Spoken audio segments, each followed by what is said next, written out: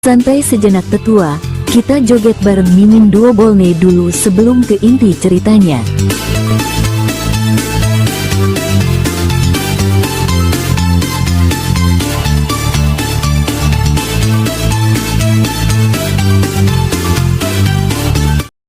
Karena apa yang dikatakan pemuda itu memang benar adanya. Baiklah, kalau begitu, terima kasih. Apa yang dikatakan oleh keduanya didengar para penjahat tersebut, dan pria yang paling berada di depan itu terlihat tidak senang saat mendengarnya. Dia bisa merasakan baik gadis ataupun biksu muda itu tidak terlihat ingin berbicara lebih lama. Cih, sepertinya kalian memang telah menunggu kedatangan kami. Lalu, apa? Jika kalian memang ingin menghabisi kami, seharusnya kalian langsung maju saja kan? Ucapnya, menantang keduanya. Tidak hanya sekumpulan orang-orang yang lebih kuat, tapi mereka juga jauh lebih pintar. Kelompok penjahat ini tahu siapa yang sedang mereka hadapi. Meski tidak mengatakannya, tapi melihat dua orang itu mereka bisa menebak bahwa keduanya adalah segelintir dari para jenius muda yang akan ikut bertanding pada kompetisi bela diri beberapa hari lagi. Sekarang, alih-alih langsung menyerang, pria itu jelas mencoba memprovokasi keduanya agar maju terlebih dahulu. Ciuer, pakai ini. Feng Ciu menoleh ke belakang dan seketika matanya melebar. Saat itu, Xiaoran yang duduk di belakang mereka, baru saja melemparkan sebuah pedang langsung ke arahnya. Kakek, seru Feng Ciu, dengan mata sedikit melebar. Beruntung gadis itu memiliki refleks yang bagus. Karena sedetik setelah dia berbalik tadi, pedang itu sudah melayang ke arahnya. Jika dia gagal menangkapnya, bukan tidak mungkin saat ini dia mengalami luka. Karena kecerobohan pemuda yang sekarang adalah ketua sektenya itu. Tidak memperdulikan wajah kesal Feng Ciu, Xiaoran menunjuk ke arah kelompok penjahat tersebut. Pedang itu akan sangat cocok digunakan untuk bertarung dengan jumlah musuh sebanyak itu. Lagi pula, Hong Li akan membantumu, ucap Xiaoran, menjelaskan. Saat itu, Feng Ciu memperhatikan pedang di tangannya yang memiliki ukuran sedikit lebih pendek dari miliknya. Dilihat saja, dia tahu bahwa kualitas pedang tersebut tidak biasa. Penderma Xiao, kenapa kau masih di sini? Tanya Hong Li, heran. Sebenarnya lebih dari heran, Hong Li mencemaskan keselamatan pemuda itu. Bertarung sambil memikirkan keselamatan orang lain juga tidak mudah. Namun, apa yang dikatakan Xiaoran berikutnya, membuat biksu muda itu kehilangan kata-katanya. Akan sangat berbahaya, jika aku tidak di sini. Jadi, aku ingin memastikan seberapa banyak kalian bisa menghabisi mereka. Balas Xiaoran, menanggapinya. Hong Li ingin kembali mengatakan sesuatu, namun Feng Ciu yang berada di sebelahnya, berkata, Hong Li, jangan memikirkan dirinya. Lagi pula, apa yang dikatakannya benar. Sekarang, fokus dan bersiaplah. Ucap gadis itu, mengingatkan. Hei, apa kalian berubah pikiran? Kalau memang begitu, ini akan menjadi lebih mudah. Kau bisa melayaniku malam ini. Dan biksu itu, aku tidak peduli dengan botak itu. Hong Li dan Jiang sudah dididik untuk mengendalikan emosi mereka sejak masih sangat muda. Sangat jarang sekali dari keduanya tersulut amarah, hanya karena seseorang menghina mereka. Akan tetapi, saat ini dia begitu geramnya. Saat setelah pria tersebut mengatakan hal itu, Feng Ciu bisa merasakan bahwa biksu muda ini akan segera bergerak. Yah, aku juga, ucap Feng Ciu. Begitu Hong Li sudah melangkah dan langsung mengikutinya. Sama seperti Hong Li, Feng Ciu juga tidak berminat untuk berlama-lama menunggu dan berbicara dengan kelompok tersebut.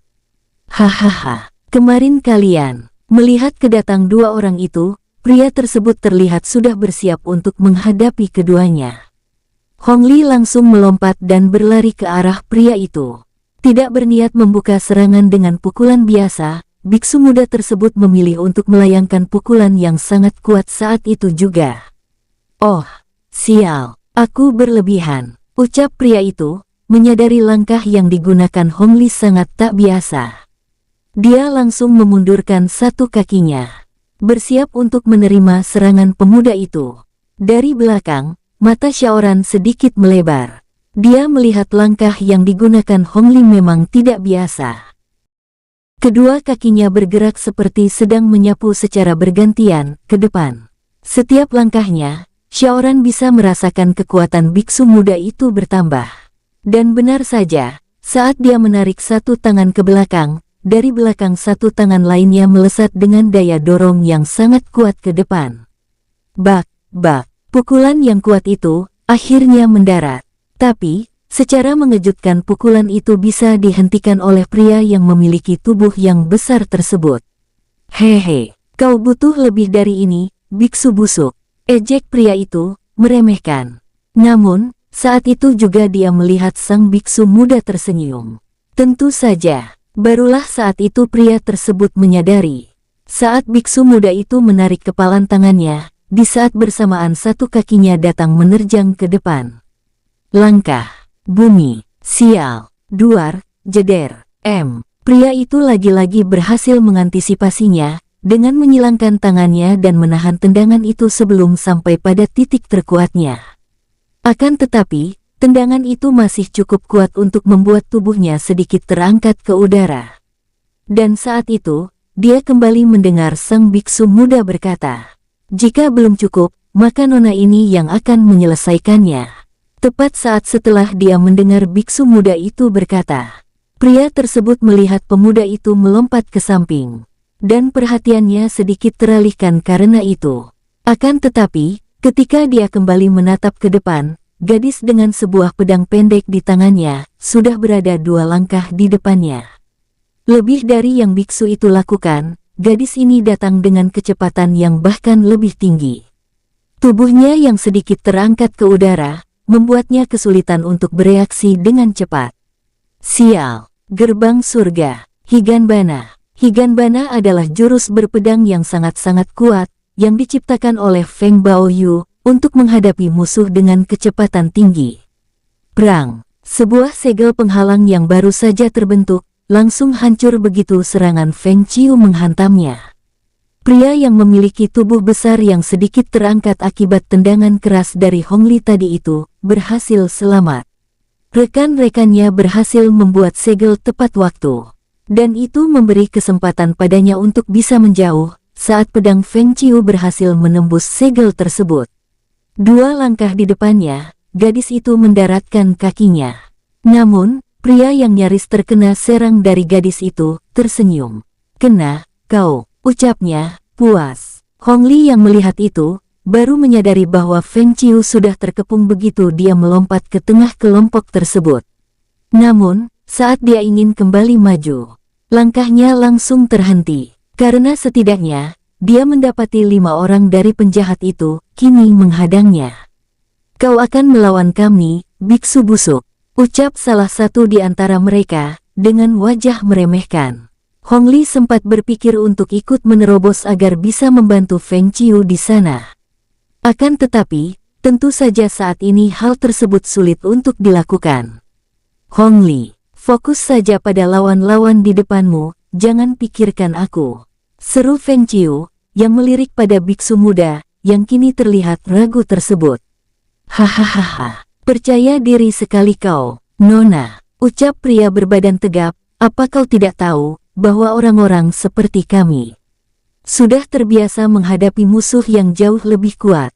Lanjutnya, Feng Qiu menggelengkan kepalanya, dan berkata, "Aku tidak peduli, kalian juga tidak tahu, apa yang sudah aku hadapi. Sebelum sampai ke kota ini," balas gadis itu, menanggapinya. Belum sempat mereka semua bereaksi karena kata-katanya, Feng Qiu langsung maju melangkah. Para penjahat itu berpikir bahwa gadis itu berniat menyerang pria di depannya. Namun, saat pria itu terlihat sudah bersiap, pada langkah kedua Feng Qiu memutar setengah tubuh dan menghentakkan kakinya, melompat ke sisi kiri. "Sial!" teriak beberapa orang yang tidak siap dengan perubahan gerakan tersebut. "Higanbana, seret, uye." Sesaat kemudian, Feng Qiu langsung menyerang orang yang paling dekat dengannya. Kejadian itu hanya sebentar. hingga membuat penjahat itu berpikir gadis itu akan menyerang bagian vitalnya. Sret, sret, uye. Salah satu jurus dari teknik pedang gerbang surga ini sangat mirip dengan teknik tarian pedang milik keluarga Bai, akan tetapi satu serangan yang dibawanya memberi luka yang sangat dalam. Higanbana, gadis itu bergerak dengan sangat cepat, juga sangat rendah. Hal itu membuat lawan-lawannya kesulitan, karena keberadaan Feng Qiu selalu berdekatan dengan rekan mereka lainnya. Sret, Higanbana diciptakan oleh wanita dengan tubuh terkuat di dunia. Jadi, setiap serangannya membawa tenaga yang sangat besar. Tidak seperti luka pedang lainnya. Pedang pendek itu bukan menggores, tapi mengoyak kulit korban hingga ke tulang mereka. Sial, dari mana asal gadis itu? Teriak salah seorang, saat menyadari 4 rekannya di belakang mereka terluka. Buk, tanpa mereka sadari, Hong Li yang awalnya juga sempat terpana dengan serangan Feng Qiu memanfaatkan kelengahan mereka dan bergerak cepat, sebelum akhirnya memberi 2 pukulan, yang tepat membentur keras dada 2 orang yang tadi menghadangnya. 2 orang itu terpukul mundur, sementara 3 lainnya berniat langsung balas menyerang begitu menyadarinya. Akan tetapi, 1 orang yang berada paling dekat dengan pemuda itu terdiam saat melihat Hong Li sudah menekuk kedua lututnya. Hong Li tersenyum dan berkata, "Aku tidak tahu dari mana asalnya. Tapi aku, Hong Li dari kuil 5 jari." Sial, ucap penjahat itu, begitu melihat 1 kaki Hong Li melibas tepat ke arahnya. Buk, saat kaki biksu muda itu mendarat di perutnya, tubuh penjahat itu langsung terlipat ke depan. Namun, libasan dari tendangan itu tidak berakhir di sana saja. Sus, kaki Hong Li terus bergerak dan membawa penjahat itu berputar setengah lingkaran, sebelum akhirnya tubuh itu terlepas dan terseret di tanah. Langkah, bumi, wus, duar, jeder. Saat penjahat itu berhenti setelah membentur tembok, jika masih hidup, bisa dipastikan dia tidak akan mampu berdiri lagi.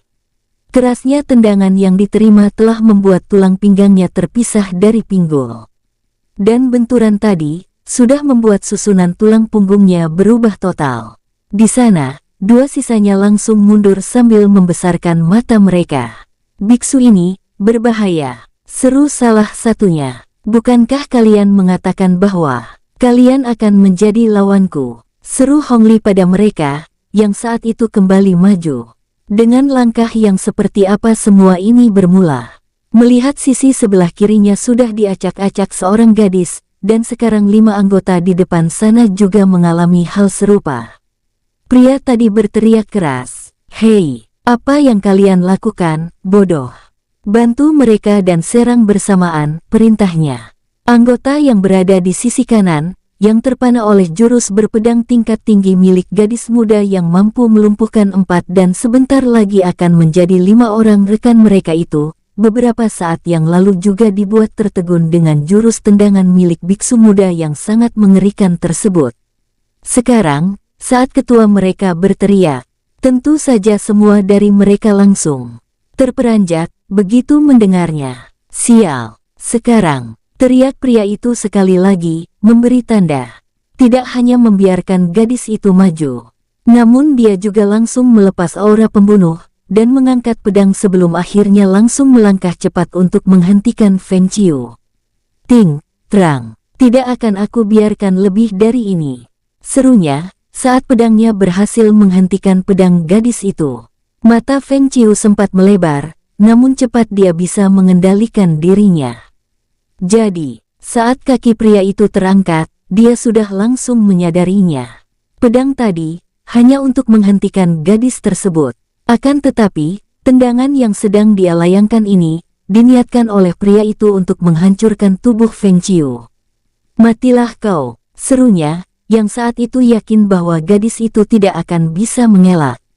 Akan tetapi, alih-alih mengelak, Feng Qiu menarik cepat pedangnya ke belakang dan di saat bersamaan, kaki kanannya juga melesat, melibas ke depan.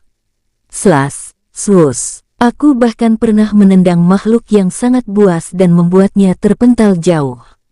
Brengsek, uhuk, uhuk. Seorang pemuda yang berada di depan teras rumah itu terbatuk saat mendengar gadis itu berseru pada lawannya. Feng Qiu tahu bahwa kuda-kuda yang saat ini dia gunakan bukan untuk itu. Akan tetapi, posisinya cukup baik untuk melakukannya. Dua kaki saling melibas datang dengan sangat cepat menuju titik yang sama di udara. Duar, duar. Jika ukuran benar-benar adalah sebuah tolak ukur, maka seharusnya kaki Feng Qiu sudah hancur saat kedua yendangan yang kuat itu beradu. Kraak! Akan tetapi, gadis itu adalah murid dari Sang Dewi Bunga. Dan seperti katanya, dia pernah melempar jauh seseorang yang mampu membuat danau yang sangat luas. Hanya dengan satu jurusnya saja. Ah! Oh! Uye! Tulang kering pria berbadan besar itu baru saja retak. Rasa panas di sana langsung mengirim sinyal rasa sakit ke otaknya. Kau yang mati, brengsek. Penderma Feng. Awas. Feng Qiu langsung mundur beberapa langkah begitu mendengar Hong Li memperingatkan dirinya. Gadis itu berputar setengah lingkaran saat sebuah pedang melintas di salah satu bahunya. Begitu mendapatkan keseimbangannya kembali, Feng Qiu langsung melesat cepat ke arah Hong Li, dan pemuda itu juga melakukan hal yang sama. Keduanya berselisih di udara, dan tersenyum bersamaan, itu semua karena keduanya sama-sama mengerti dengan apa yang sedang mereka lakukan. Langkah, gerbang surga. Hong Li melancarkan serangan pada musuh yang ada di belakang Feng Qiu tadi. Dan gadis itu melakukan hal yang sama pada dua lawan yang sebelumnya dihadapi oleh biksu muda tersebut. Bumi, Higanbana, ah, oh, duar, duar. Dua serangan kombinasi menyilang itu membuat gentar musuh-musuh mereka. Sekarang, setelah melancarkan serangannya, keduanya berdiri menatap kelompok penjahat yang tersisa. Ketua dari kelompok penjahat kota Tangxi itu benar-benar merasa kesal karena tidak menyangka dua anak muda ini bisa mengacaukan kelompoknya. Sial, ini belum berakhir, ucapnya geram. Dia berdiri tegak dan memusatkan seluruh tenaga dalamnya. Aura pembunuh yang tadi dia lepas, kini semakin memekat di sana. Feng Qiu dan Hong Li, yang tadinya terlihat bersiaga, tiba-tiba saja berdiri lurus. Seolah tidak lagi ingin bertarung. Menyadari hal itu, dia langsung tersenyum, sebelum akhirnya tertawa. Hahaha, kenapa? Apa kalian begitu terkejutnya? Seru pria berbadan besar itu, mengira keduanya kehilangan semangat bertarung mereka, setelah mengetahui kekuatan dirinya yang sebenarnya. Tidak hanya Feng Qiu dan Hong Li saja. Sekarang anak buahnya juga berbalik menatapnya. Detik itu juga, pria itu mengernyitkan keningnya, karena heran. Dia bisa menerima alasan kenapa dua jenius muda itu kehilangan semangat bertarung mereka. Akan tetapi, dia tidak mengerti kenapa anggotanya juga terlihat sama. Kesal, karena melihat reaksi mereka, pria itu langsung berteriak lantang. Kenapa kalian menjatuhkan pedang kalian, bodoh? Satu di antara semuanya, terlihat menelan ludah, menunjuk ke arahnya. Dengan wajah yang tiba-tiba berubah sangat pucat, dia berkata terbata. Ke ketua, di belakang, mu. Pria itu menautkan alis tebalnya, mencoba memahami apa yang coba dikatakan anak buahnya itu. Ada apa, brengsek, El? Dia mengedarkan pandangan, dan menyadari bahwa, ternyata semua orang di depannya, bukan sedang menatap dirinya. Dan saat itu terjadi, entah kenapa perasaannya langsung berubah, begitu menyadari bahwa ada sesuatu di belakangnya. Pria itu menelan ludah, sebelum akhirnya memberanikan diri, dan menoleh perlahan ke belakang. Dan saat hal itu dia lakukan, matanya langsung terbelalak. Keterkejutan membuat dia terloncat, hingga terjatuh terjerembab ke belakang. Ketua kelompok penjahat itu menendang-nendang tanah. Berusaha mundur sejauh mungkin begitu mengetahui siapa yang entah sejak kapan itu berdiri di sana. Demi apapun, kelompok itu lebih berharap melawan 2 atau 3 lagi jenius muda, asal jangan dengan orang ini. Karena, saat itu, Tepat di gerbang pagar rumah panti tersebut, berdiri seorang wanita dengan jubah kebesarannya, menatap langsung ladanya dengan wajah yang sangat tidak ramah. JJJ Jenderal Wen. Kehadiran Wen Ren di sana benar-benar tidak terduga. Bahkan, Xiaoran sendiri sampai melebarkan matanya saat melihat kebengisan jenderal wanita yang bergelar perisai timur tersebut saat menghabisi kelompok penjahat dalam waktu yang relatif singkat. Aku sangat menghargai apa yang telah kalian lakukan untuk anak-anak ini. Dan mewakili Kekaisaran Tang ini, aku mengucapkan terima kasih. Ucap jenderal wanita itu pada mereka. Wen Ren sudah mengetahui semua ceritanya, namun bukan dari keempat anak muda itu. Akan tetapi, saat mendengar langsung dari 4 gadis yang di sana. Bahkan, saat ini dia merasa apa yang dia lakukan pada kelompok penjahat tadi itu sama sekali belum cukup untuk membalas mereka. Saat itu, Wen Ren mulai mengerti kenapa Xiaoran tidak menyukai kekaisaran ini. Menurutnya, pemuda itu pasti berpikir bahwa kaisar dan orang-orang di istana termasuk prajurit seperti dirinya, hanya mementingkan urusan politik tanpa memperdulikan kesejahteraan rakyat negeri ini. Xiaoran sama sekali tidak menanggapi apa yang dikatakan oleh Wen Ren, dan pergi begitu saja ke belakang ketika prajurit-prajurit kekaisaran datang untuk membersihkan kekacauan yang ada di depan tempat itu. Jenderal Wen, apa maksudmu dengan akan membawa anak-anak ini ke tempatmu? Tanya Feng Qiu, begitu mendengar apa Yage dikatakan Wen Ren pada anak-anak itu. Feng Qiu tidak merasa begitu senang saat Wen Ren mengatakan akan membawa Xia dan yang lainnya ke tempatnya. Sama seperti Xiaoran, dia juga tidak mempercayai prajurit kekaisaran ini. Jadi, membiarkan mereka membawa anak-anak itu tentu saja mengusik rasa ingin tahunya. Mendengarnya, Wen Ren hanya bisa tersenyum dan berkata, Nona Feng, sebagai seorang jenderal, kaisar memberiku sebuah wilayah yang cukup luas. Aku yakin, di sana anak-anak ini akan dijaga dengan lebih baik. Jelas Wen Ren pada Feng Qiu. Hong Li dan Jiang saling bertatapan. Keduanya menganggukkan kepala mereka bersamaan, seolah keduanya bisa mengerti saat mendengar suara keberatan dari Feng Qiu.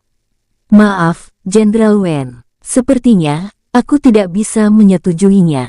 Besar kemungkinan saat di luar pengawasanmu, anak-anak ini akan mengalami nasib serupa. Ucap Feng Qiu. Apa yang dikatakan oleh gadis itu bukan tanpa alasan. Mencari orang kepercayaan bagi merawat anak-anak itu sepertinya sangat sulit. Cui Peiyu, wanita yang sebelumnya mengaku sebagai pengelola panti asuhan itu, ternyata memiliki maksud terselubung. Dia dan laki-laki yang bersamanya hanya memanfaatkan keadaan anak-anak itu untuk keuntungan pribadi mereka. Sekali lagi Wen Ren harus menggelengkan kepalanya dan berusaha meyakinkan gadis itu.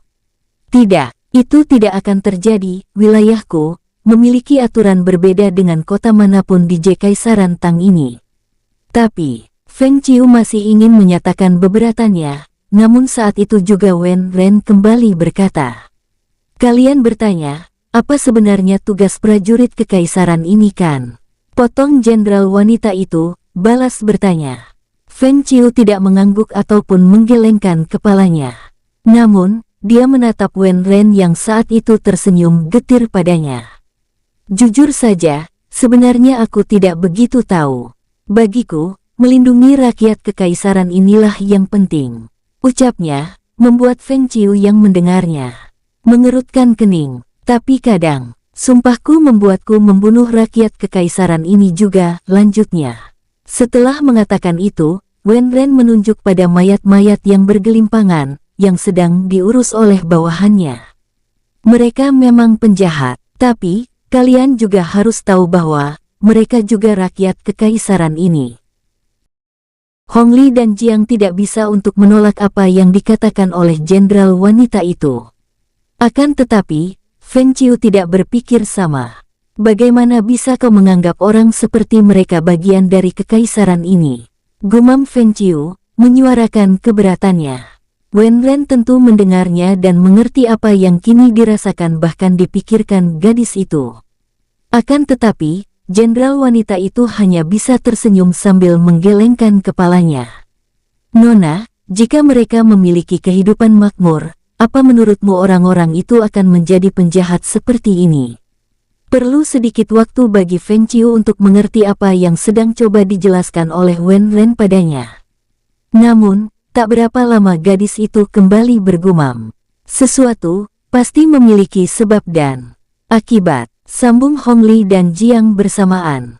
Saat itu mereka berempat tersenyum, karena sudah sama-sama mengerti. Dan melihat bagaimana Wen Ren coba memberi mereka pengertian, Feng Qiu dan dua biksu muda di sana tidak lagi mempermasalahkan jika jenderal wanita itu benar-benar ingin membawa anak-anak ini ke wilayahnya. Akan tetapi, masih ada satu orang lagi yang tadi tidak berada di sana. Sekarang, dia sudah berdiri di belakang mereka semua dan bersuara. Bagaimana dengan anak-anak yang lainnya? Apa dengan membawa yang ini saja, maka semua masalah akan selesai. Ucap pemuda itu, tiba-tiba keempatnya berbalik dan melihat Xiaoran sedang menggendong seorang gadis kecil yang tertidur dalam pelukannya. Saat itu, barulah mereka semua menyadari bahwa lebih dari yang ada di sini. Di Tangxi terdapat lebih banyak lagi anak-anak yang bernasib sama dan mungkin lebih buruk. Xiaoran sudah memikirkan hal ini sebelumnya. Namun, dia tidak memiliki solusi apapun. Apa yang terjadi di kota ini sepertinya jauh lebih rumit dari apa yang terjadi di Liangqi. Jika hanya dengan menghancurkan sekelompok penjahat maka semua masalah sudah selesai, maka Xiaoran tidak akan membiarkan Feng Qiu dan Hong Li yang menghadapi mereka tadi. Saat itu, setelahnya bertanya tadi Xiaoran sepertinya menunggu tanggapan dari Wen Ren. Dan jenderal wanita tersebut menyadarinya. Sekali lagi, sebagai seorang jenderal, tidak ada yang dia takuti sebelumnya. Bahkan, di saat dirinya menghadapi musuh yang jauh lebih kuat, sebagai seorang prajurit bahkan memiliki posisi dengan tanggung jawab besar. Tidak ada rasa gentar sama sekali dia rasakan. Akan tetapi, tatapan pemuda ini seperti sedang menusuk matanya. Saat ini, entah bagaimana, dia berpikir bahwa dirinya harus memberikan jawaban yang tepat.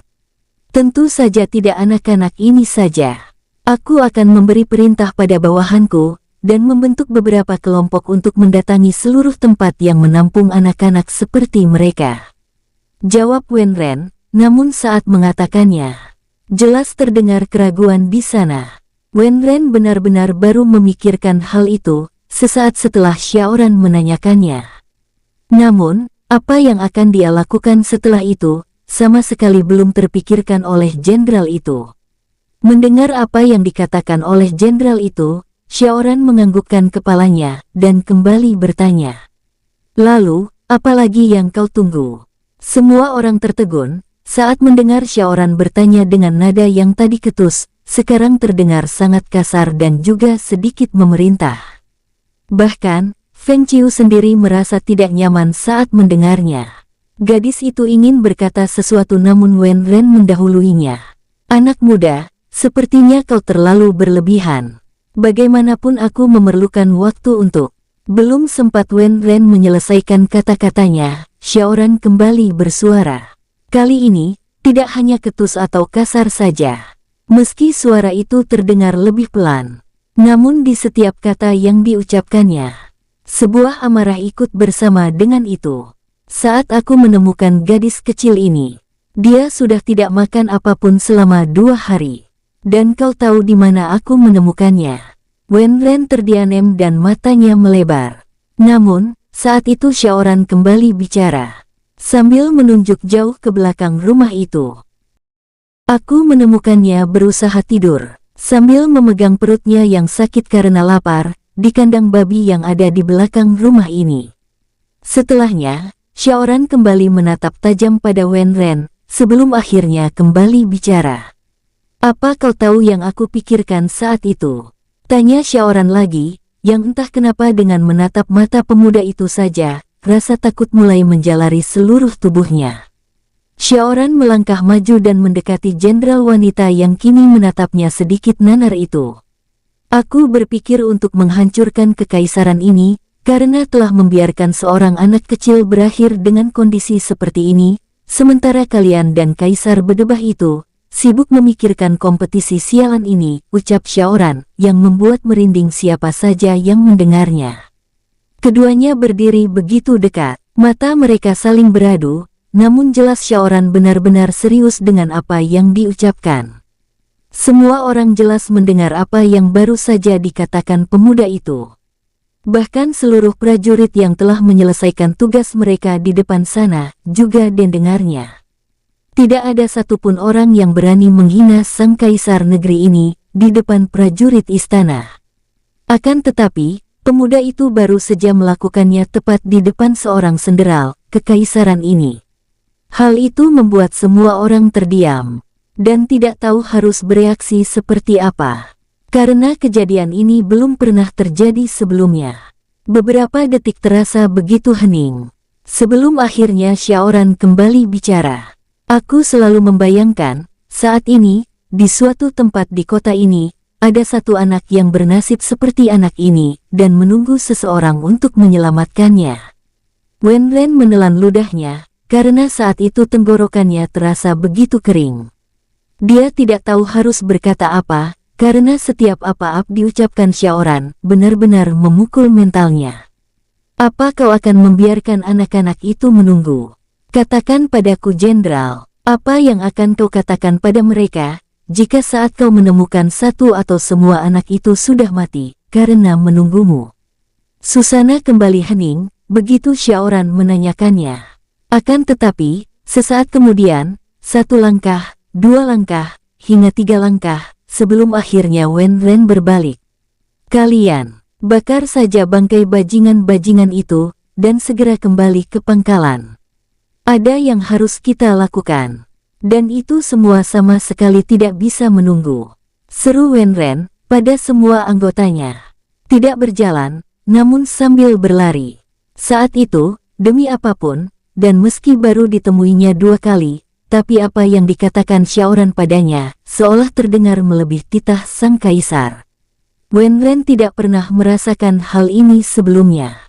Akan tetapi, jika dia tidak segera melakukan apa yang dia katakan pada pemuda itu, maka wanita itu tidak akan berani lagi membanggakan dirinya sebagai seorang jenderal, pelindung kekaisaran Tang ini. Saat berlari meninggalkan rumah itu, entah kenapa, dengan amarah yang terpancar dari mata pemuda itu, Wenren merasa pemuda itu benar-benar mampu menghancurkan negeri ini. Hongli dan Jiang benar-benar tertegun dengan apa yang baru saja terjadi. Meski menjadi biksu di kuil 5 jari dan memiliki aturan mereka sendiri, namun mereka tentu mengetahui bahwa tidak akan ada orang yang akan berani bersikap seperti apa yang dilakukan Xiaoran pada Wenren, yang mereka ketahui adalah satu dari 4 jenderal di kekaisaran Tang ini. Senior, aku tidak pernah berpikir bahwa kita sudah mengikuti seorang pemuda yang memiliki jiwa dan mental yang begitu kuat, seperti penderma Xiao. Bisik Jiang pada Hongli yang berada di sampingnya. Hongli bahkan sampai gemetaran, terbawa suasana. Junior Jiang, jika dia yang menjadi kaisar negeri ini, aku akan melupakan aturan kuil kita, dan mengikuti hukum yang akan diterapkannya. Balas Hongli, yang saat itu entah kenapa dia berpikir bahwa Xiaoran benar-benar memiliki aura kepemimpinan yang sangat kuat. Jika ada salah satu guru mereka mendengar apa yang Hongli katakan saat itu, maka dia dan mungkin saja Jiang akan menerima hukuman yang sangat berat. Akan tetapi, hukum sebab akibat yang mereka ikuti terasa tidak ada apa-apanya dibanding sikap hukum yang ditunjukkan oleh Xiaoran tepat di depan mereka tadi. Benar ataupun salah, pemuda itu tidak terlihat peduli sama sekali.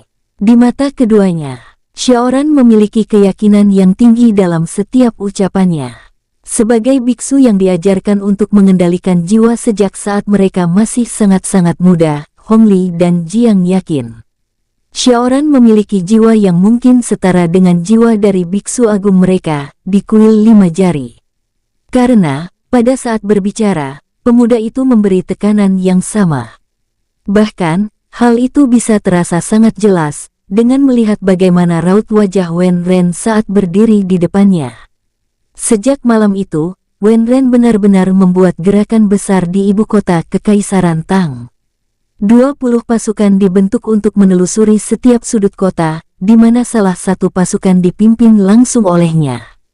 Apa yang terjadi? Apa akan ada perang? Banyak orang yang melihat pasukan-pasukan itu bergerak, seperti sedang mencari sesuatu.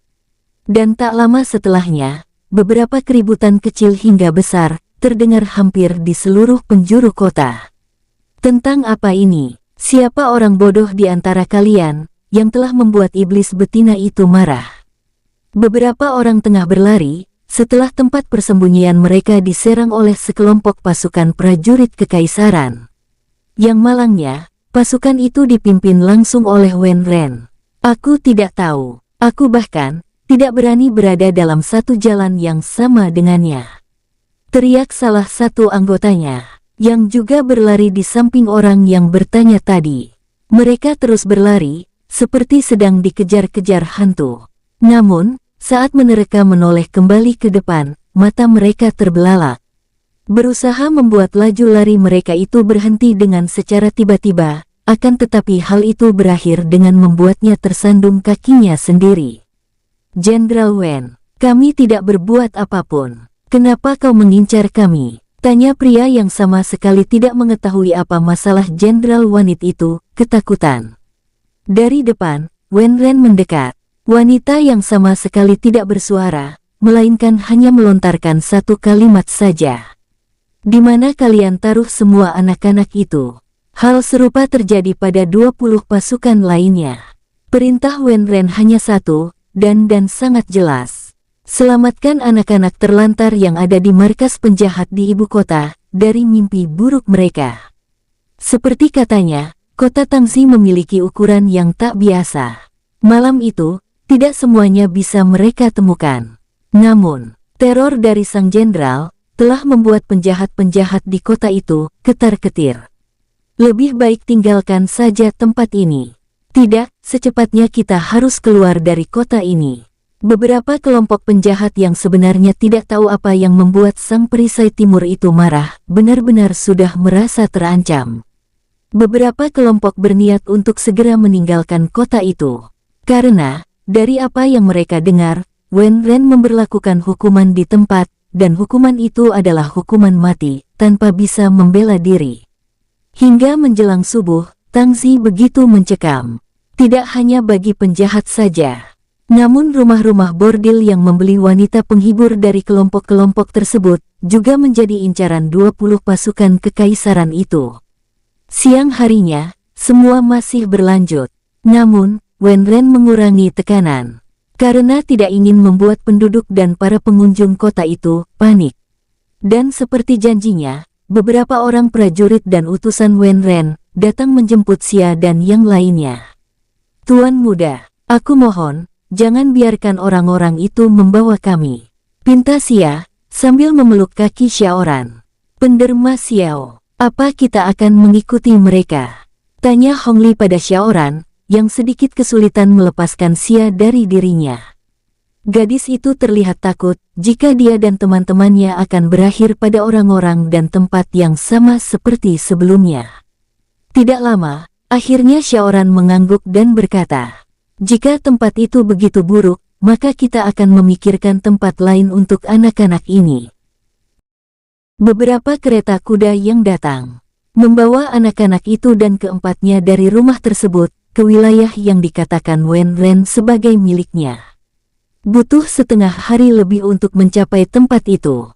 Dan saat hari mulai terang pada keesokan harinya, tibalah mereka di wilayah tersebut. Ini memang sangat luas, tapi, gumam Jiang, sambil menatap apa yang terhampar di depannya, begitu dia turun dari kereta. Seperti kota mati, itulah wilayah yang kini mereka ketahui sebagai tempat yang akan menampung anak-anak ini. Banyak bangunan, namun hanya sedikit orang yang terlihat berlalu lalang di sana. Meski sangat luas, namun tempat ini sama sekali bukanlah tempat yang mereka bayangkan sebelumnya.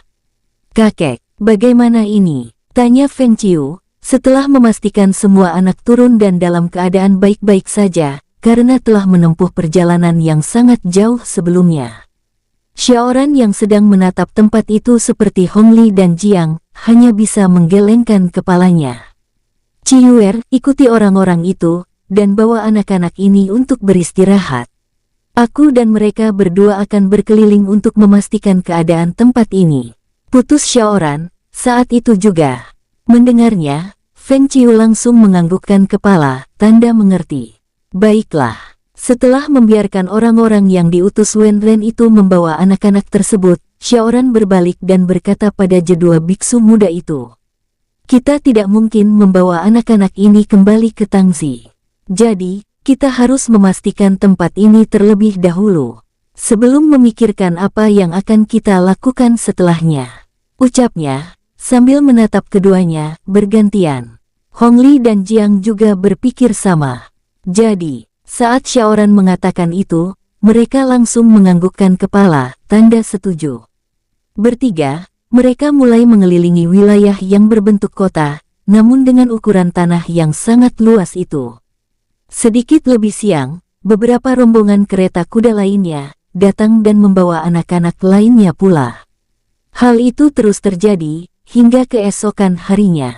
Namun, saat rombongan kereta terakhir datang, di depannya terlihat Wen Ren berada di atas kuda, bersama puluhan bawahannya. Kami sudah menelusuri seluruh kota Tangxi. Jika masih ada, maka anggotaku yang akan membawa mereka ke sini. Ucap Wen Ren, seolah sedang memberi laporan pada Xiaoran. Entah kenapa, melihat itu Hongli dan Jiang seolah sedang berdiri di sebelah seorang kaisar. Karena faktanya, seharusnya seorang jenderal hanya memberi laporan langsung pada kaisar saja. Xiaoran tidak terlalu memperdulikannya. Dia dan dua biksu muda sudah mengelilingi tempat ini dan memastikan bahwa, selain memiliki penduduk yang sedikit, kota ini memang terlihat aman. Bagaimana? Apa menurutmu, mereka bisa tinggal di tempat ini? Tanya Wen Ren, memastikan bahwa pemuda itu puas dengan wilayah miliknya ini. Jenderal Wen. Jika kau ingin anak-anak itu di sini, lalu siapa yang akan merawat mereka? Tidak banyak penduduk di sini, dan tidak mungkin mereka bisa melakukan hal tersebut, bukan? Feng Qiu yang baru saja datang, langsung menghujani jenderal itu, dengan pertanyaan. Gadis itu tahu, bahkan sekte saja perlu beberapa orang yang berbagi tugas untuk mengelolanya. Saat ini, ada lebih dari 1000 anak-anak yang baru saja tiba di sini, dan itu semua tidak akan bisa ditangani oleh hanya penduduk yang ada di tempat ini. Wen Ren baru saja ingin menanggapinya. Namun Hongli ikut bersuara. Jenderal Wen, jika itu kuil, maka akan ada penderma yang datang untuk membantu. Dan jika itu sekte, maka akan ada misi yang pendekar-pendekar senior dari tempat itu selesaikan, sebagai sumber keuangan mereka. Ucap Hongli, memulainya. Dia menunjuk beberapa bangunan yang ada di tempat itu, dan kembali berbalik menatap Wen Ren. Jika sehari 2 hari, maka aku rasa itu bukan masalah. Namun, sampai anak-anak ini dewasa, dan ada kemungkinan jumlah mereka akan bertambah setiap harinya, siapa yang akan menanggung biayanya? Lanjutnya, bertanya. Mendengar itu, Wen Ren langsung berdiri mematung. Wanita itu benar-benar tidak tahu harus mengatakan apa saat keempat orang itu menatap, menunggu jawaban darinya. Seperti apa yang dikatakan Hongli, tidak masalah jika sehari atau bahkan sebulan sekalipun, dia bisa menanggungnya. Namun, jika itu tahun demi tahun hingga seterusnya, tentu saja itu tidak akan bisa tertanggulangi oleh dirinya lagi. Wen Ren mencoba berpikir keras, namun tidak menemukan solusi apapun. Bahkan, sampai detik ini, dia masih tidak tahu harus berkata apa untuk menanggapi pertanyaan Hongli itu. Aku, belum. Wen Ren ingin mengatakan bahwa dia sama sekali belum memikirkan hingga ke sana. Namun, Xiaoran langsung menyelanya. Tempat ini cukup bagus. Aku rasa kita hanya perlu menemukan orang atau sesuatu yang tepat untuk membantu mengelolanya.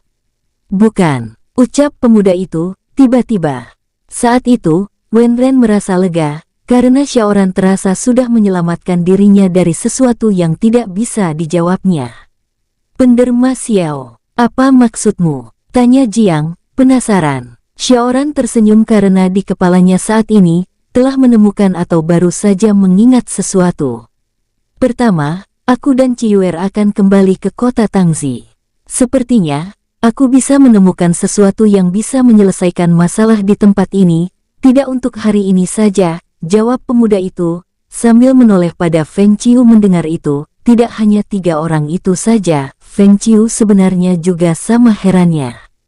Dia yakin sama sepertinya, Xiaoran sama sekali tidak mengenal seseorang di kota itu. Anak muda, apa kau mengenal seseorang yang memiliki keahlian seperti ini di Tangzi? Tanya Wenren, ragu. Xiaoran menggelengkan kepalanya, namun senyum itu masih ada di wajahnya. Namun, sedetik kemudian dia kembali bersuara.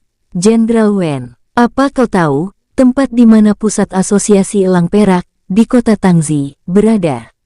Ucap Xiaoran, balik bertanya. Wenren sama sekali tidak mengerti. Kenapa Xiaoran berniat mendatangi pusat asosiasi elang perak di kota Tangzi? Setahu jenderal itu, asosiasi tersebut hanya terlibat pada perdagangan dan jasa angkutan. Pengelolaan panti asuhan bahkan turun untuk mengurus anak-anak bukanlah bagian dari kegiatan asosiasi yang memiliki pengaruh besar di dunia itu. Hari berikutnya mereka bertiga kembali ke Tangzi. Karena alasan yang tidak bisa wanita itu sebutkan, dia hanya bisa mengantarkan Xiaoran dan Feng Qiu sampai di depan bangunan besar milik asosiasi tersebut. Jenderal Wen, apa kekaisaran memiliki masalah dengan asosiasi ini? Tanya Feng Qiu, sebelum mereka berdua turun dari kereta kuda untuk memastikan. Wenren tersenyum dan menggelengkan kepalanya. Tidak, asosiasi elang perak tidak terikat dengan peraturan kekaisaran manapun. Tapi, menjalin kerjasama langsung dengan kekaisaran itu sendiri, yang membuat mereka hanya harus mengikuti aturan berdasarkan perjanjian kerjasama itu saja. Sebagai seorang jenderal, keberadaanku di tempat itu akan membuat orang-orang bahkan pihak istana mencurigaiku, memiliki pergerakan di luar kepentingan istana, atau hal sebaliknya. Jawab Wenren, panjang lebar. Akan tetapi, penjelasan Wenren hanya membuat Feng Qiu sakit kepala. Dia tidak mengerti politik, jadi gadis yang baru pertama kali keluar dari sektenya untuk melihat dunia itu, hanya menganggukkan kepalanya meski tidak ada satupun informasi yang menurutnya penting yang dia dapat dari sana. Melihat gadis muda itu hanya menganggukkan kepalanya, Wenren tahu bahwa kemungkinan besar Feng Qiu tidak begitu memahaminya. Baiklah, pegang ini. Apa ini? Tanya Feng Qiu, setelah melihat Wenren memberinya sebuah lencana berukir emas. Seluruh prajurit kekaisaran Tang akan mengetahui bahwa kalian memiliki hubungan denganku. Jadi, jika urusan di asosiasi itu telah selesai, jika kalian ingin bertemu denganku, tunjukkan lencana ini saat datang ke pangkalan militer di seberang istana Tangzi. Jelas Wenren pada keduanya.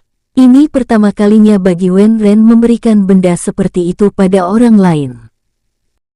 Hal tersebut disebabkan jenderal wanita itu begitu mempercayai keduanya. Baiklah, terima kasih, kami akan menemuimu saat urusan kami di sini selesai, ucap Feng Qiu padanya. Keduanya turun dan langsung berjalan ke pintu depan bangunan itu. Wenren tidak menunggu dan langsung memerintahkan kusir kereta itu pergi dari sana, sebelum orang-orang mengetahui bahwa ada dirinya di dalam kereta yang baru saja menurunkan 2 anak muda yang memiliki urusan dengan asosiasi elang perak itu. Selamat siang, Tuan Muda, apa ada yang bisa aku bantu untuk kalian berdua? Sambut seorang wanita begitu mereka memasuki pusat asosiasi tersebut, dengan senyum ramah. Xiaoran menganggukkan kepalanya. Ya, aku ingin bertemu dengan kepala dari pusat asosiasi ini, jawab Xiaoran, tak berjeda. Senyum wanita yang menyambut kedatangan mereka sempat hilang sebentar setelah mendengar apa yang pemuda itu katakan. Maaf, sepertinya aku salah mendengar. Apa kau baru saja mengatakan ingin bertemu dengan kepala pusat asosiasi elang perak ini? Meski kembali tersenyum, wanita itu sengaja menyebutkan nama asosiasi tempat dirinya bekerja, agar pemuda itu sadar dengan apa yang sedang dia katakan. Ya, Aku ingin bertemu dengannya. Bisakah kau membantuku? Jawab Xiaoran, menegaskan. Bersambung, sampai jumpa di episode selanjutnya para tetuaku, semoga terhibur.